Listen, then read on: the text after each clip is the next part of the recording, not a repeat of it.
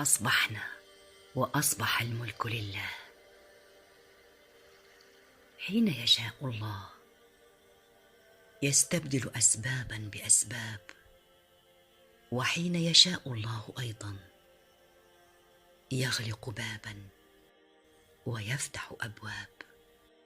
كن راضيا وكأنك تملك كل شيء، فكل ما يكتبه الله لنا ألطف مما نشاء. اللهم اجعل قلوبنا خزائن توحيدك، وألسنتنا مفاتيح تمجيدك، وجوارحنا خدم طاعتك. اللهم لا عز إلا في الذل لك، ولا أمن إلا في الخوف منك، ولا راحة إلا في الرضا بقضائك يا رب. صباح السعادة والهناء، جمعة مباركة طيبة للجميع. طبتم وطاب يومكم.